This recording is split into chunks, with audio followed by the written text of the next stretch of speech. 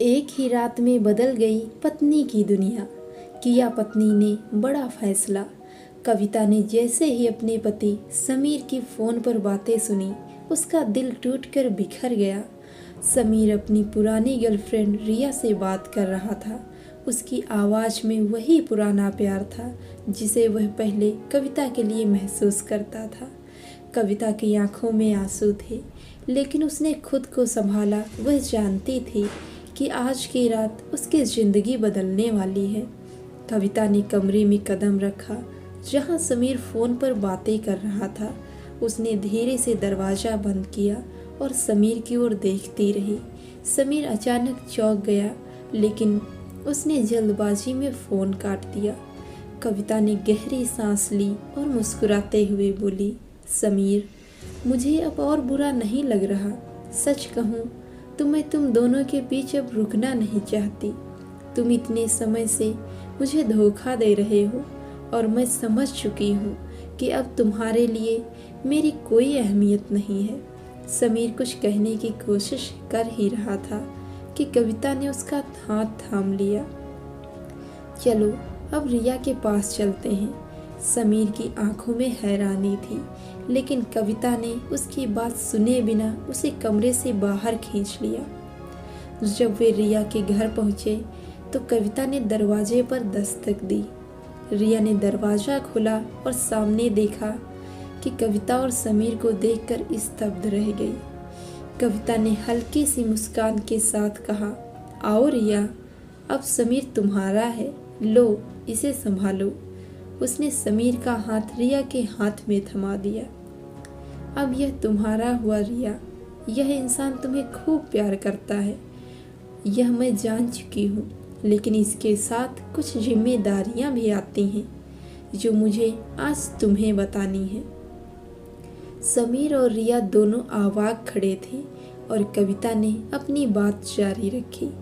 समीर को gas, blood pressure, cholesterol और diabetes जैसी कई बीमारियां हैं। इसे रोज़ समय पर दवाई देनी होगी। रिया घबराई सी बोली, ये तो तुम मजाक कर रही हो ना? नहीं रिया, कविता ने शांत स्वर में कहा, यह मजाक नहीं है। समीर को जब खाने में नमक थोड़ा सा भी ज़्यादा हो जाता है तो यह खाना फेंक देता है। तुम्हें उसके खाने का खास ध्यान रखना होगा। समीर ने गुस्से में कहा, कविता, ये तुम क्या बकवास कर रही हो? कविता ने उसकी बात को नज़रअंदाज किया और रिया से आगे कहा, समीर हर रात पीठ दिखाकर सोता है और पूरी रात खर्राटे भरता है। तुम एडजस्ट कर लोगी, मुझे पता है। रात भर गैस छोड़ता है, सो इस पर भी ध्यान देना। अब वैसे तुम दोनों एक हो तो प्यार में ये सब छोटा सा लगता होगा, है ना? रिया अब तक स्तब्ध थी, लेकिन कविता ने उसकी ओर एक शांत मुस्कान से देखा और कहा, तुम्हारी चैट मैंने पढ़ी थी। तुमने लिखा था आई लव यू। मुझे पता है कि जब प्यार होता है तो कोई भी बात बुरी नहीं लगती। कविता ने आगे कहा, समीर को हर सुबह नाक के बाल काटने का बड़ा शौक है। उसका ट्रिमर समय पर चार्ज करती रहना, नहीं तो दिन खराब हो जा। समीर अब तक अपने गुस्से को काबू करने की कोशिश कर रहा था, लेकिन कविता ने एक पल भी उसकी तरफ ध्यान नहीं दिया। रात में इसे सोने के लिए तलवों की मालिश करनी पड़ती है, वरना इसे नींद नहीं आती। यह काम भी अब तुम्हारे जिम्मे है। रिया के चेहरे पर हल्की सी घबराहट थी। समीर ने कुछ कहने के लिए मुंह खोला, लेकिन कविता ने उसकी तरफ इशारा करके कहा, तुम्हें यह भी पता होना चाहिए कि गालियां देने में यह मास्टर है। शुरू में 2 महीने शायद तुम्हें बख्श दे, लेकिन जब यह बकेगा तो तुम्हें चुपचाप सुनना होगा, वरना इसकी गुस्से में मारने की आदत भी है। समीर का चेहरा लाल हो गया था। वह अब खुद को शांत नहीं कर पा रहा था, लेकिन कविता उसकी हर नाराजगी को नज़रअंदाज कर रही थी।